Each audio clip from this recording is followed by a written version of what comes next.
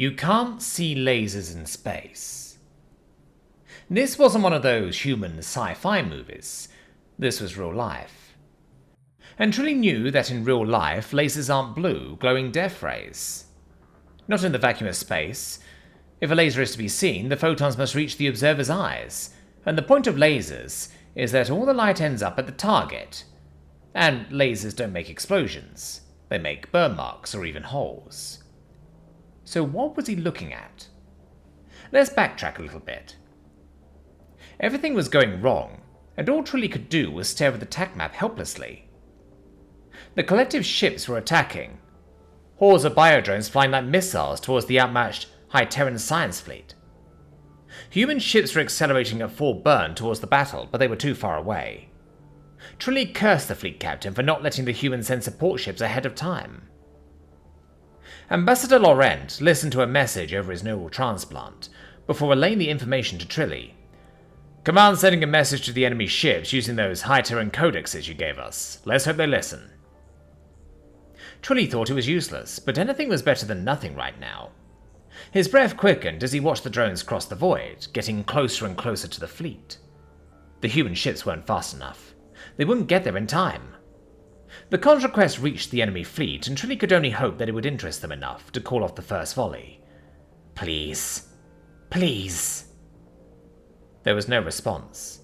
The drones continued on their path. Wait. No.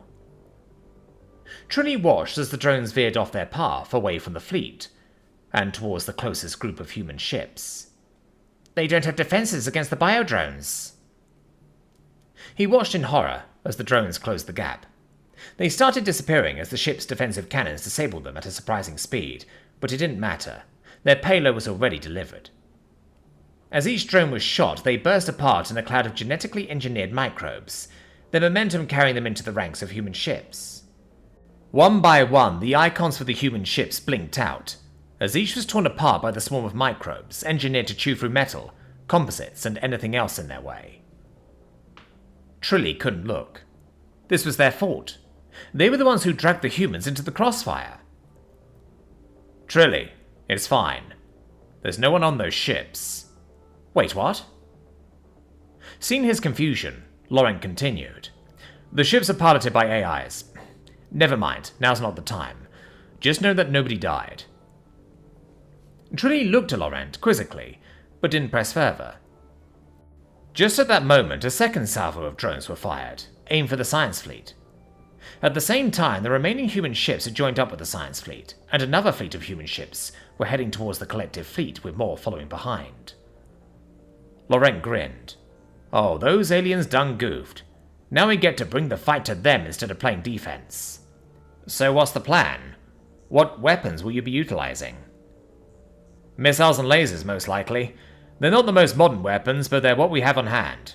The actual military fleet is still on the other side of the system. Wait, lasers? Like focus beams of light? Trilly was giving Laurent that incredulous look again. Yeah? What? They used to use them in movies all the time. Yes, I have seen your movies, and they are woefully inaccurate. Everyone knows you can't see laser beams in space. There's nothing for it to scatter off of... Well, I wouldn't say nothing. Space isn't a perfect vacuum. And they heat things, not make them explode. Alright, yes, the movies are inaccurate, and we all know that. But we also know that lasers, in fact, do work. But how? It's light. Electromagnetic radiation. Even a focused high-power beam can be easily and completely reflected. Otherwise, we would not be using photon drives for propulsion. You can't possibly be able to deflect every wavelength completely with ease.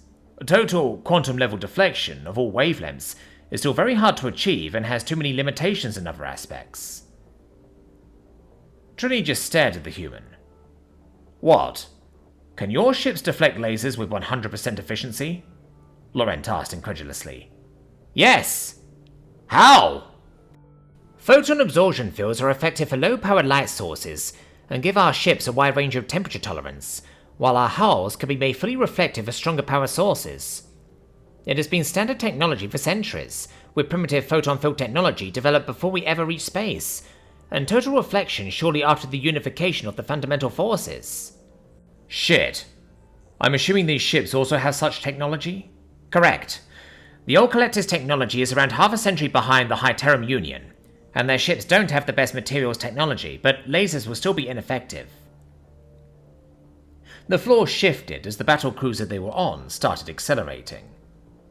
Ambassador Laurent quickly relayed the new information to Battle Command for his mental implant. Keep our ships outside their drive plumes. We aren't nearly as well protected as them. Turning his attention back to Trilly, Laurent grinned. Luckily for us, there's other ways to inflict damage with lasers. Trilly was confused. What was the human talking about? There's only two ways light can damage a ship, either through irradiation, which the collective's ships were properly defended against, or momentum, but they wouldn't possibly have that level of power. Yeah, why not? If it doesn't work, we still have other options. Besides, Command thinks it'll work, and we'll be dropping quite a few missiles as well. Trilly sighed, an action that was shared between humans and Hyterans. This is the most stupid defense plan I've ever heard. You might be better off throwing rocks at them. Perhaps. But let's just see how this plays out. And with that, the viewport in front of them switched to the view from the main camera array of a human light bomber. The collective ships were points of light in the distance, quickly becoming bigger and bigger. Suddenly, hundreds of missiles appeared, each highlighted by a red dot. They fanned out from the enemy formation, closing in on the human ships, growing closer and closer, like a sandstorm on the horizon. The view rotated as the bomber put itself into a spin, its point defense cannons whirring to life. The first missiles flew into the human ranks, and the PDCs opened fire, shooting superheated pellets, doubling as heat sinks for the ships. Distant explosions could be seen, as the missiles were shredded one by one. The bomber rocked as a missile detonated close to it. Debris from the battle bounced off its hull. A blue fireball erupted as a human ship blinked off the tac map. Red dots disappeared by the dozens, yet there were hundreds more, the storm of missiles growing denser every second. One of them got a bit too close, and the explosion disabled one of the PDCs, but the bomber kept going. The human ships had covered a third of the space between them and the collective ships. As the onslaught thinned, the bomber started firing its own missiles. One by one, they dropped from the bomber in a spiral pattern, falling back behind before their thrusters fled to life and they shot forward.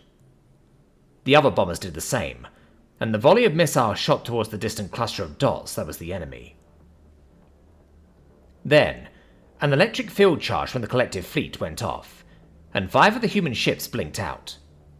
There was no explosion, no spectacular visuals. The ships simply stopped functioning as every single circuit in them simply melted. Seeing this development, the collective fleet started dumping the charges by the dozens. Oh shit.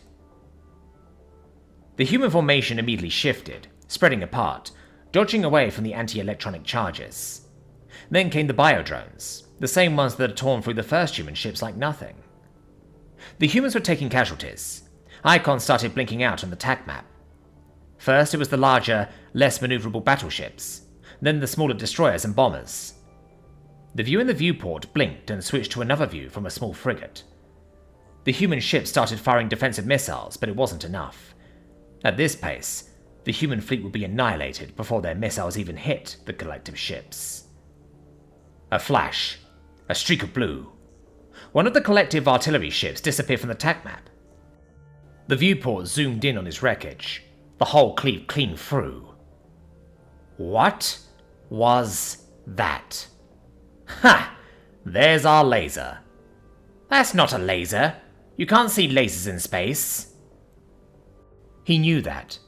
He knew the human movers were simply false depictions, born in a time where most of their species didn't even know basic science. There are no bright laser beams in space, because if something is to be seen, the photons must reach the observer's eyes, and the point of lasers is that all the light ends up at the target. And lasers don't make explosions, they make burn marks or even holes. So what did he just witness?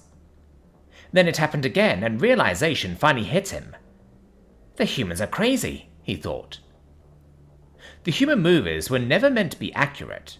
They were fiction. Everyone knew that. Lasers were supposed to be invisible in space because there was almost nothing for them to scatter off of, and they didn't cause explosions because they exerted almost no physical force. Almost. But the humans had made that fiction into reality through sheer power, as they had a tendency to do, which resulted in the scene in front of him. A streak of blue, a beam so powerful as to scatter off the literal dust particles in the near vacuous space. It connected to one of the collective ships, reflecting off its hull. The ship was physically thrown backwards from the sheer momentum of the photons as a hole was punched through its side. The laser, now no longer impeded by its hull, instantly vaporized the interior of the ship into a cloud of superheated plasma, which exploded in a bright flash. It was a scene straight out of a human sci-fi movie. Trilly was speechless. The collective ships had stopped firing and seemed to be stuck as to what to do. Another streak of blue, another flash. Then Lauren spoke up again, bringing him back to the present.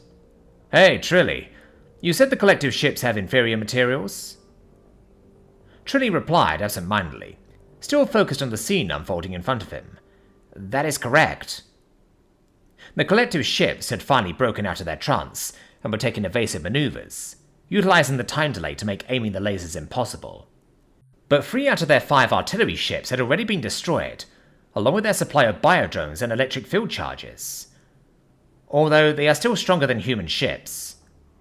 Ah well, it doesn't really matter that much. We're in range for the kinetics. Kinetics? Trilly turned his attention off the battle and to the human. Yeah. Let's throw some rocks.